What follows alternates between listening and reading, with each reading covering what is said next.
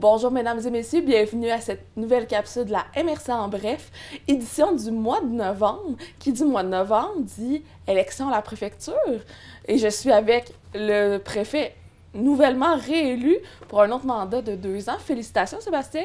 Ben oui, merci. En fait, je remercie l'ensemble des maires qui ont voté pour moi. Ça reste que on est 17 maires élus par les citoyens, puis la façon qu'on procède, nous autres, à la MRC d'Abitibi, c'est qu'à les 2 ans, on a la chance de se présenter à la préfecture, puis ça a l'air de rien, là, mais j'entends ma 7e année comme préfet. À terme, ça va me rendre à 8 ans.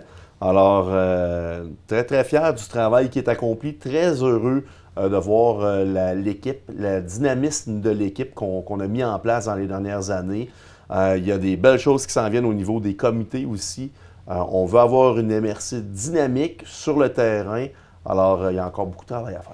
Vous avez débuté cette séance par la reconnaissance des employés. C'est maintenant une tradition qu'au mois de novembre, vous soulignez les années de service des employés de la MRC. Bien, c'est important de le faire. Hein? Dans les airs qu'on est, les gens ont un peu moins, restent un peu moins fidèles à leurs employeurs. Alors, quand on a des bons coups, il faut le dire, on a France Desrochers qui est réceptionniste à la MRC, savez-vous, depuis 45 ans. J'étais même pas née quand elle a commencé à la MRC. Ouais, moi, j'étais née, mais j'étais pas vieux. Alors, c'était quand même assez émouvant, là. France, c'est un monument, c'est un pilier à la MRC. Alors, très surprenant. Écoute, moi, 45 ans, j'en reviens pas. Là. On verra plus ça là, dans les prochaines générations. Là. Ça, c'est sûr. Puis il y a Caroline Tivierge qui est agente de développement territorial, qui s'occupe entre autres des fonds, mais aussi des ADL, les agents de développement local. Ça fait 5 ans qu'elle est à la MRC. Mais ce qu'on me dit, c'est que 5 ans, c'est le nouveau 45 ans. C'est quand même assez long, 5 ans. Là. Moi, je fais des mandats de 4 ans comme maire, comme préfet. Fait que des fois, je trouve que ça passe vite, mais c'est quand même assez long. Puis c'est assez plein d'emplois. Il y a tellement d'opportunités partout.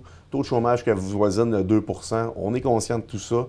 Alors, il faut remercier le travail accompli. Tout à fait. Ensuite, vous avez fait un suivi concernant le dossier de la modernisation. Ben oui. Ben, c'est ça. La collecte sélective. Exactement. Hein? Ben oui, le gouvernement est en train de centraliser ou de rendre un peu plus... est en train de s'immiscer dans le recyclage. Bon, on va dire ça comme ça. Là. À l'époque, on a dû s'organiser, les municipalités, pour faire le recyclage. Je pense qu'on le faisait bien. Bon, il y a beaucoup d'irrégularités dans le sens que les gens sont tous pas égaux là-dedans parce qu'on s'est adapté avec notre territoire, avec nos réalités. Puis là, décider que ça allait être un peu plus standard pour l'ensemble du Québec. Il y a une nouvelle agence qui est EEQ qui va s'occuper de donner les contrats, en fait, de s'assurer que les contrats soient un peu plus pareils dans l'ensemble du Québec. On n'aime pas ça, on l'a décrié. Bref, on n'est pas prêt à signer comme MRC cette nouvelle entente-là. Mais une chose qui est sûre, ça va être Amos qui va être signataire de l'entente. On va être en mesure aussi de pouvoir faire des contrats sur la collecte des matières, que ce soit le bac brun, vert et bleu, chose qu'ils ne voulaient pas au début. Fait que là, on a fait des gains parce que c'est important pour nous là, de sécuriser là, les sous-traitants qui vont faire le travail. L'important, ça va être de pouvoir bien distinguer c'est combien ça coûte pour faire le bac bleu versus le bac vert. Bref, c'est des technicalités. Ça reste que, bon, on veille à ce que ce soit une entente le plus simple et la moins dispendieuse pour nos citoyens. Ensuite, vous avez fait un suivi par rapport à l'entente sectorielle de développement du secteur bioalimentaire. Bon, au niveau de la région, on a travaillé beaucoup sur le Fonds Ruralité Région, puis on a développé là, des ententes sectorielles. On en a une dans le bioalimentaire, puis là, on est un peu à critériser comment est-ce qu'on veut que ça se déploie en région. Bref, il y a de l'argent qui sera investi dans la filière viande, il y a de l'argent qui sera investi dans la relève agricole, mais aussi pour développer les produits régionaux. Ça, c'est tout ce qui est le portrait régional. Puis pour ce qui est des territoires, chez nous, dans notre MRC d'Abitibi, on a déjà un PDZA, qui est notre plan de développement de la zone agricole. On a déjà un plan d'action. Alors, on va prendre l'argent qui va être disponible via l'entente de bioalimentaire pour pouvoir bonifier notre PDZA. Une autre bonne nouvelle pour le développement de nos ruralités, vous avez adopté 2 projets via le fonds Région Ruralité Volet 4. Oui, ça c'est un fonds qui est pour les ruralités Q5 qui se trouvent à être les plus dévitalisées des MRC. Alors, il y a un montant là, qui était dans l'ancien pacte fiscal, là, qui durait 5 ans. Il y avait un montant d'un peu plus d'1 million qu'on pouvait investir. Il y a eu plusieurs projets de réaliser. Et là, il y en a 2 nouveaux. Là. Il y en a un pour améliorer la technologie au niveau de Champ Neuf. On parle d'un montant de 50 000 mais il y a aussi un animateur loisir qui sera engagé pour le comité des loisirs et de culture des Trois-Coteaux. C'est un montant de 67 000 Alors, c'est le fun de voir qu'on tend à sortir les municipalités plus dévitalisées puis lui donner un petit peu de pep, là. Ensuite, toujours au niveau du développement, vous avez adopté la création d'un nouveau volet pour le fonds touristique. Oui, le fonds touristique, on va maintenir le même budget que l'année passée. On parle de 150 000 total, mais on va préserver un 50 000 pour les attraits touristiques qui sont déjà existantes, qui ont besoin d'entretien, qui ont besoin de réparation. Il faut comprendre que c'est beau de développer le tourisme dans une MRC, mais à un moment donné, là, il faut avoir la capacité d'entretenir tout ce beau monde-là. Puis on pense que pour les prochaines années, là, il faut absolument là, travailler sur la qualité des infras. On ne parle pas d'aller tondre la pelouse. Là. On parle de faire vraiment des réparations qui sont dues. Puis, on a mis des barèmes quand même assez clairs au niveau du comité là, pour pouvoir bien déterminer lesquels qui cadraient et lesquels qui ne cadraient pas. Ensuite, dans le monde municipal, qui dit novembre, qui dit, surtout dans la MRC, adoption du budget. Ben oui, on a adopté un budget. D'abord, là, je veux vraiment mentionner l'équipe administrative de la MRC a fait un travail de maître. C'est fou, là, tout le ménage qui a été fait dans la présentation du budget. La façon de le présenter aux élus est beaucoup plus simple. Il y a plus d'ambiguïté. C'est un budget de 6,1 millions et des poussières. On a été chercher près de 240 000 dans nos surplus non affectés pour venir le boucler. Là-dedans, là, on a revu notre politique de rémunération de nos employés qui, ce que j'ai compris, là, c'est les gens étaient quand même assez satisfaits. C'est sûr que, bon, il y a toujours une négociation, là, mais ça reste que, bon, on a quand même fait du bon travail là-dessus. On a fait du bon travail aussi sur l'entente de développement durable entre la ville et les municipalités rurales. Ça, pour que les gens comprennent, c'est pour s'assurer que les services qui sont sur le territoire de la MRC d'Abitibi, plus spécifiquement liés à la ville d'Amos, soient au même tarif pour les gens ruraux que les gens urbains. Je donne un exemple. Là. Entre autres, là-dedans, on parle des 2 piscines. La piscine de Claire-Foyer, qui n'appartient pas à la ville, mais qui est payée par la ville au niveau de l'entretien puis tout ça, et la piscine de la commission ou du centre de services scolaires.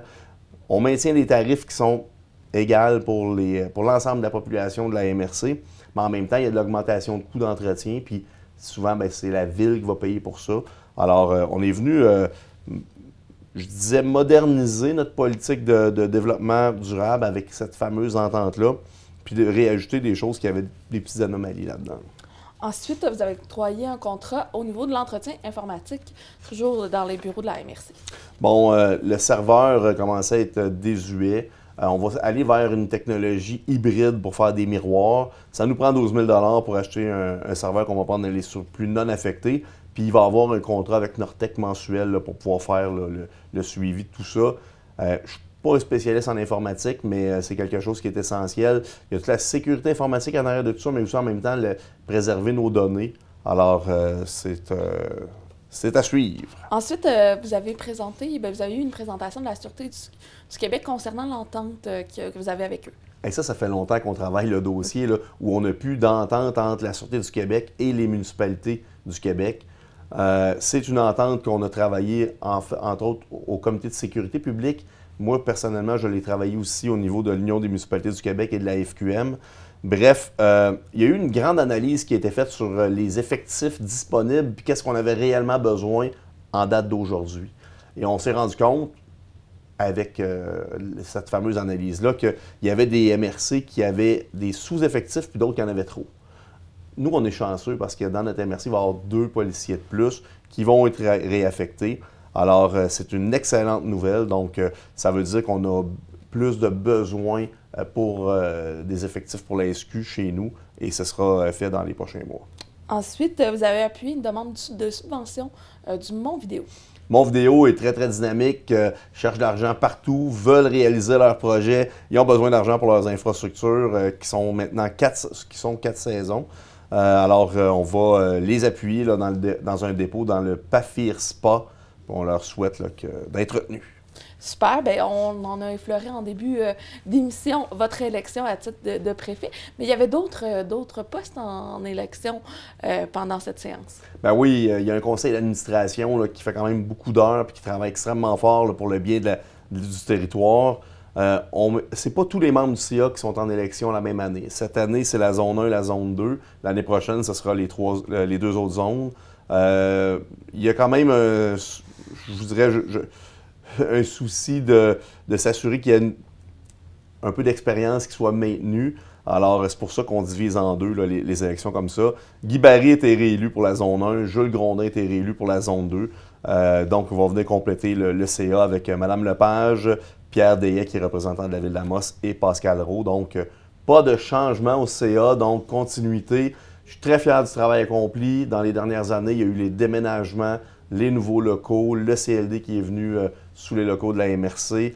On a une nouvelle directrice générale, du nouveau personnel qui fait un travail incroyable. Alors, je suis très, très satisfait de l'orientation de la MRC, très satisfait de l'ensemble des maires de la MRC d'Abitibi. Bref, ce que je vois, c'est qu'on va avoir une certaine stabilité pour pouvoir amener la MRC à un autre niveau. Soulignons aussi la nomination de M. Guy Barry à titre de préfet suppléant qui va vous supporter dans votre mandat de préfecture. Très heureux. M. Barry est en terrain connu. Il était déjà le préfet suppléant. Tu sais, je suis pas mal occupé. Tu as l'occasion de voir mon agenda à quelques reprises. Ça me prend quelqu'un, un pilier qui a du temps, qui connaît bien les dossiers, qui peut m'épauler dans le day-to-day. Guy Barry, c'est vraiment quelqu'un sur qui que je peux me supporter et me valider à plusieurs occasions.